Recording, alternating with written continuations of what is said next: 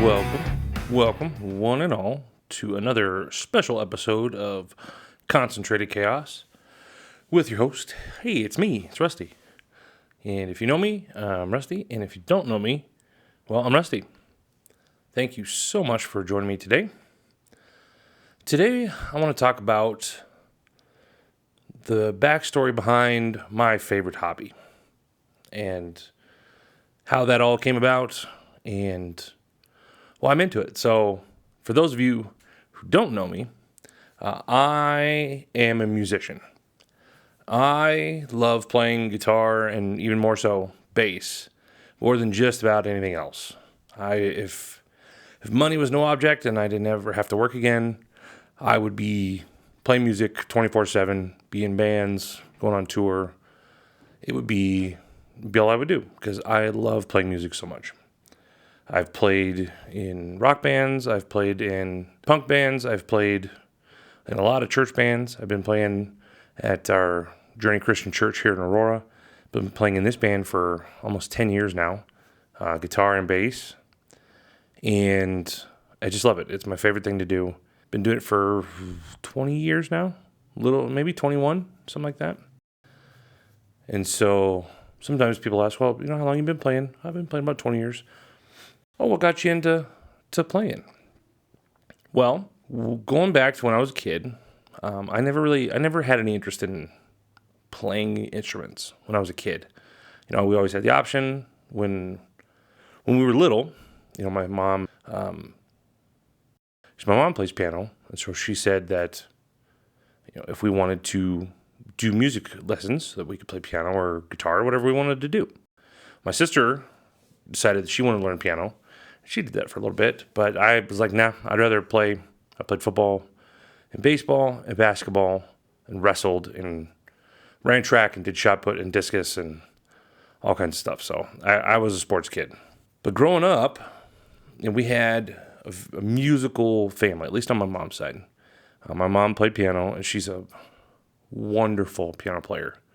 One of the smoothest, easiest piano players I've ever met.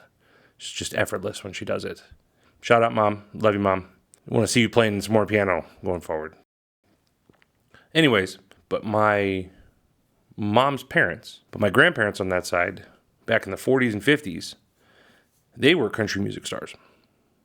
Touring the nation, playing with all kinds of people. If you named, I don't know a ton of, 40s country stars, but I'm sure if you know about 40s country stars, you started naming some names, it'd be like, yep, they played with them.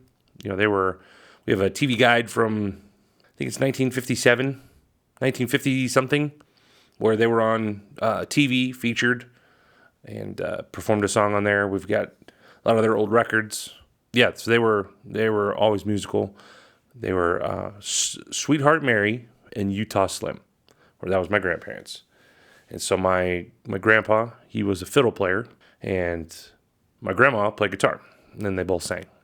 And one of my greatest regrets as a kid, and I never thought to do it because I didn't know, or it didn't really matter as a kid. But I wish that I could have seen my grandpa play fiddle.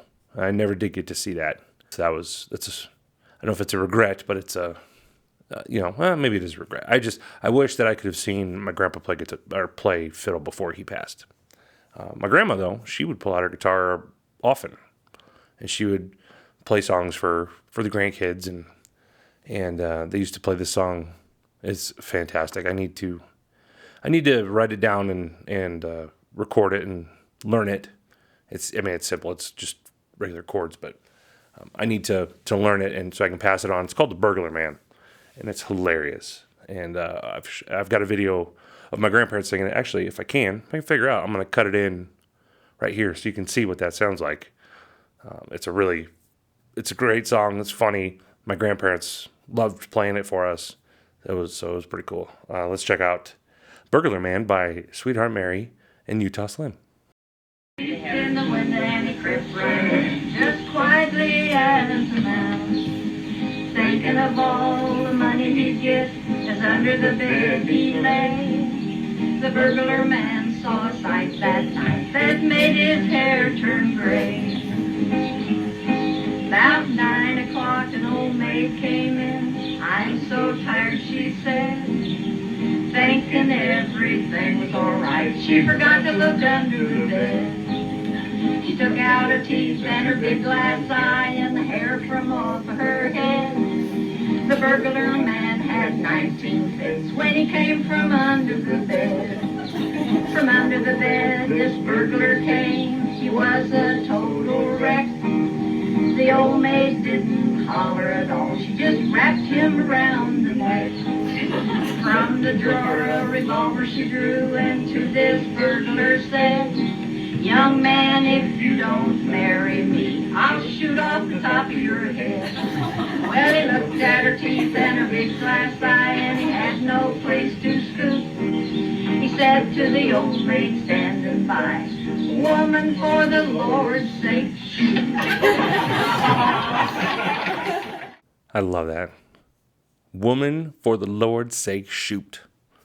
So great. So that's my grandparents. And so my grandma, obviously being musical, she had some musical kids, and my uncle, who's my mom's next closest sibling, all his kids played guitar or piano, or they were all musical. And I think some of my mom's oldest brother, I think some of his kids were musical and stuff. So there was lots of musicians in the family. I was not one of them. However, every time my grandma would pull her guitar out, she would say, little rusty, because I was a little rusty growing up, because my dad was big rusty and I was a little rusty. And my 30-plus-year-old cousins, who are freaking Green Berets and diesel mechanics at mines and all these tough guys, they see me and they go, hey, little Rusty, even though I'm 6 foot and 300 pounds and way bigger than my dad now. So I'm forever little Rusty to that side of the family. Anyways, my grandma said, little Rusty, when I go, you get my guitar. I was like, Grandma, I don't even play guitar. Why wouldn't it go to one of my cousins that plays already? She goes, it's going to you. You get it. And she just kept telling me, when I go, you get my guitar. I said, Grandma, I don't even play. Like, why would you do that? She goes, you will. And so when I was about 15, 16, she died of cancer, and I got her guitar. It's an Alvarez acoustic guitar that my grandpa picked out for her. And my grandpa had perfect pitch.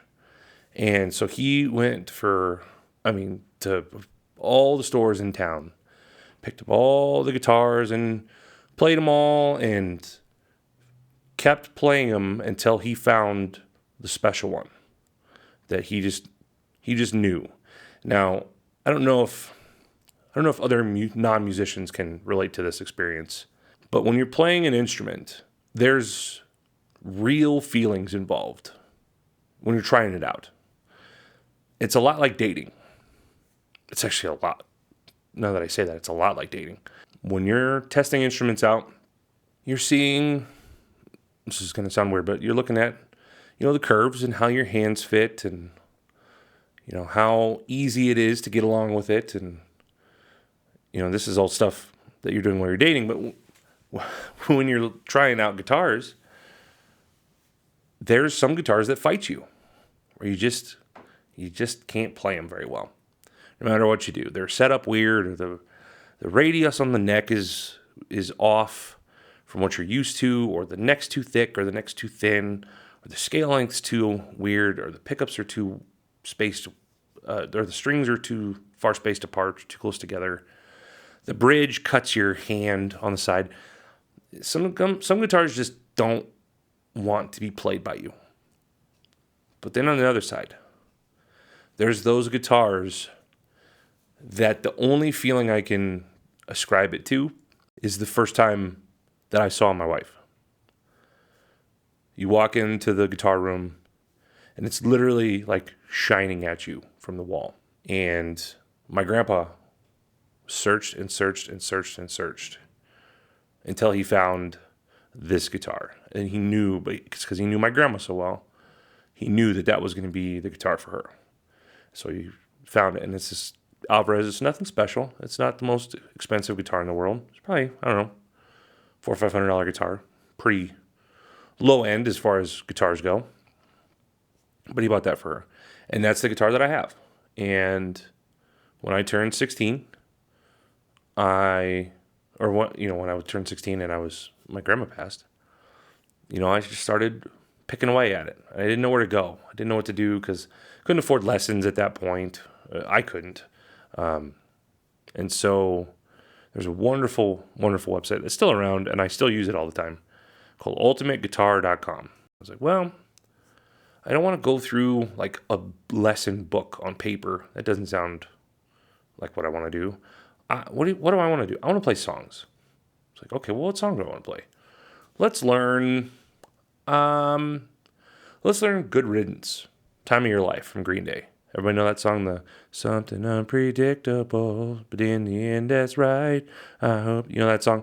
That's the most singing you're ever going to get out of me. At least right now, I'm not a very good singer. But I was like, that song sounds easy enough. So, I went online, and ultimateguitar.com has these things called tabs. And tabs are musical notation for numbskulls. Instead of it being, a musical staff with notes and spacing and all that stuff, it's, for guitar, it's 6 dashed lines stacked on top of each other with a bunch of numbers kind of sprinkled through. You're like, well, what the hell is all this? Well, those numbers correspond to where they are on the 6 lines is which string is played on, and then the number is which fret it is. And so I started like trying to pick that out. I'm like, okay, well, then I play this and I put this finger here, but that doesn't really work, so I got to do it. And I kind of started working my way through how to play these songs. And through it, I started to learn, well, there's this pattern where when it's, the top 4 strings and it's, 0, 2, 3, 2, I've seen that a lot. That's come up quite a bit. What is that? Then I would go and look and I go, oh, that's a D chord. Cool. Okay, so that's a D. So now when I see that, I can go, okay, that's not 0, 2, 3, 2 on the top strings. That's a D chord. Sweet. If I see 3, 2, 0, 0, 2, 3, what's that? Oh, that's a G chord. Fantastic. Okay, I started to learn that kind of stuff through these tabs. Then I started to learn power chords and messing around with scales, and I started learning instead of basic stuff. I started to learn a little bit more. Like there's a Velvet Revolver song, some Guns N' Roses and STP supergroup song called Slither. I learned that song. Still never got the solo down, but learned how to play that song. I learned all kinds of stuff. Metallica, anything metal. I'm a metal guy. That's where my heart is, especially on guitar. Metal guitar is so much fun to play. Yeah, so that's how I never really took lessons, but that's how I taught myself how to get into that. And, it's been one of the greatest joys of my life to be able to play music, even if it's just for me, in a basement, in front of a computer screen, cussing like a drunken sailor because my hands won't do what the screen says. And I know that if I played it right the first time, and then the next 87 times I can't play it right. So it's the path of a guitar player. And it's been wonderful. And so I started off on guitar. I played guitar for 12 years, 13 years only. And then it was when I played in my old church, when I used to go to Galilee Baptist Church, which sadly is no longer there. They tore it down, but that's where I started playing in church like 13, 14, 15 years ago. We got married there, actually, so it's really sad that it's not there. Anyways, there was a week where the bass player was out, and I was the rhythm guitar player, and the other guitar player that we had, his name was Randy, which is hilarious that the 2 best guitar players that I've ever met, their names are Randy and Andy. So anytime I meet a guitar player in that general sound structure, I know I'm in for a treat. But anyways, we needed a bass player that week. It's like, well, I never played bass. And they go, oh, it's easy. It's just the top 4 strings of a guitar. I was like, okay, well, sure. They say, just play the root note. Well, the root note is if it's an E chord, the root note is an E. So just play that and play it on the beat and see what you think. And started playing and played the first song, I was like, oh, I like this more. It's a bigger instrument. You know, I'm a bigger guy, so a bigger instrument fits me better, fits my hands better. I like I never was a shred lead fast guy. That was never in my desired skill set as playing guitar. I liked being a rhythm guy. And so you play bass. It's like, well, you set the rhythm as bass player. So I went and got a bass and started learning how to do that. And I've been as much of a bass player as I can be over the last, 5 to 8 years. There's a lot of times I don't get to play bass just because of personnel, or we need a guitar player and we don't need a bass player that week. So I play guitar still. It's about 50-50, even sometimes 75-25 guitar, but bass that is my jam. I love playing bass more than, I don't know. I can't think of anything I like to do more than play bass. It is my soul. My soul. It speaks to my soul. The low notes, the low frequencies, the rhythm. Getting to lock in with the drummer, especially just some of the drummers I've played with. Our drummer here, Kurt, at Journey. Me and him, it just, from the first time I ever played with him, we locked in. It's so easy to play with him because he's so freaking talented.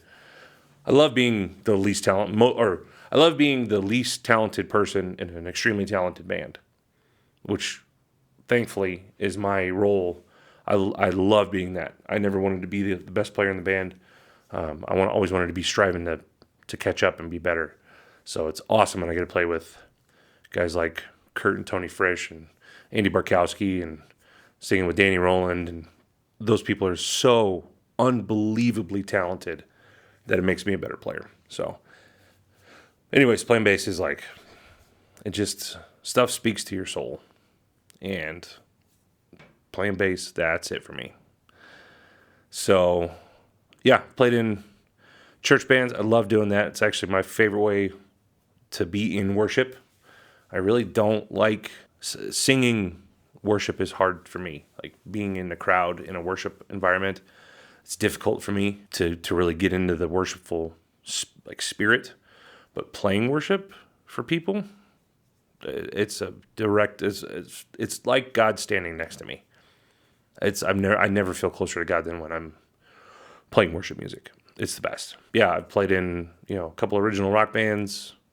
Played in a punk band. We did a bunch of Blink-182 covers. We covered the entire Dude Ranch album, which is one of their earlier records, which is so much fun. That band I actually did sing in, and there's a couple of recordings. Maybe not of that, but there's definitely some recordings of me singing in that punk band, and it's a little rough. I'm not a singer. I want to be a singer. That's one of my desires. I want to learn how to sing better. Played in punk bands. I'm in an awesome rock band right now with my guitar player Andy. He's writing some absolutely phenomenal music right now. He's really in a good creative space, and somehow lyrics are coming out of me that I never knew were in there.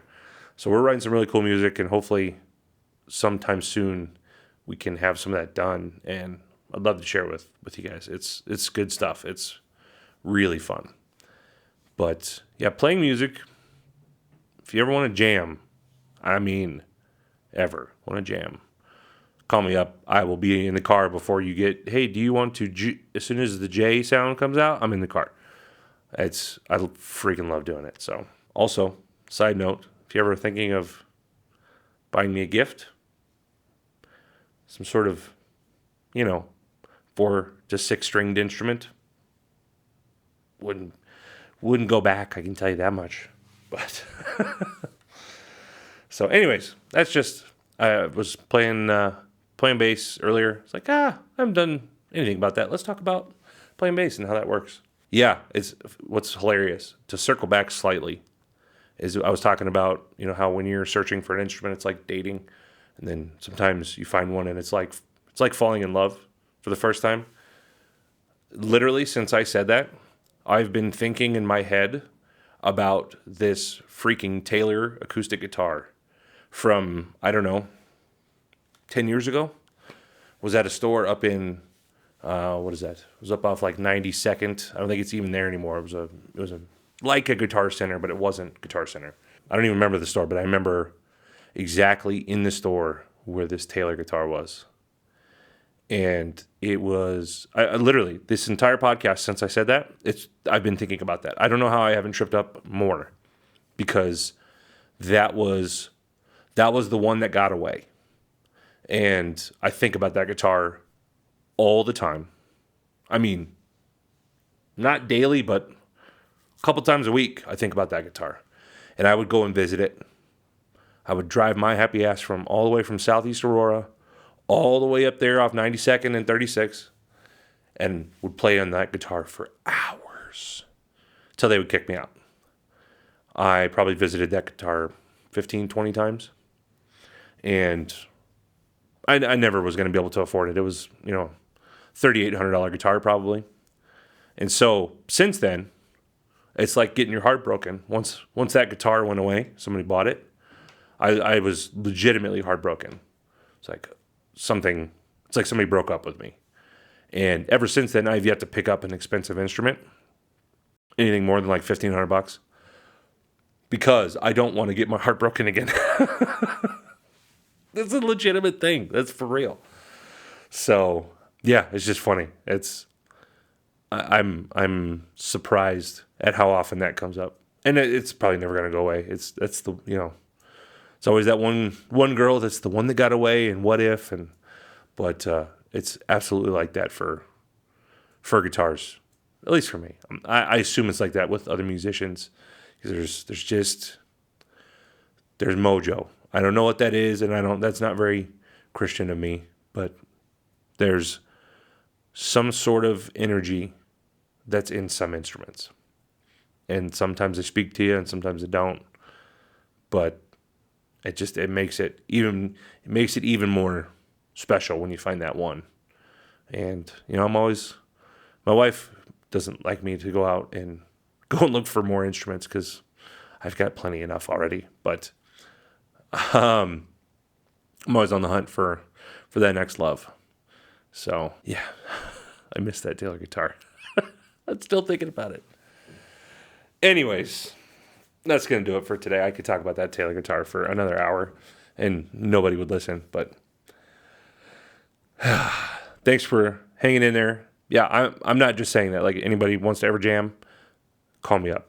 If you need a bass player or you need a guitar player to fill in for a church gig or a rock gig or whatever, I'm available and I'm free. If I can play it, I will come and I'll play for free, and you only give me a beer. I don't care. I just want to make music and play. So that's a real offer that's out there for anyone. So that's it. That's all for today. Thank you guys very much. The phone number is 303-335-9705, and that is a direct line right to my face. The email is rusty@rustystevenson.com. And you can find me on all social medias at The Realtor Rusty. Stop on by and drop a like and a comment, and would sincerely appreciate anyone out there that if it felt right in your heart, or if you just accidentally clicked on the subscribe button, I would be grateful. That'd be awesome. So thank you, everybody, for joining me today. We will see you next time. Mr. Andy Barkowski, who brings us in every single time, he's going to take us out with my awesome theme song. All right. Enjoy the rest of your day. If you play music, go play some music today. Or just go listen to some music. Do something musical today. All right. See you guys. Have a good one.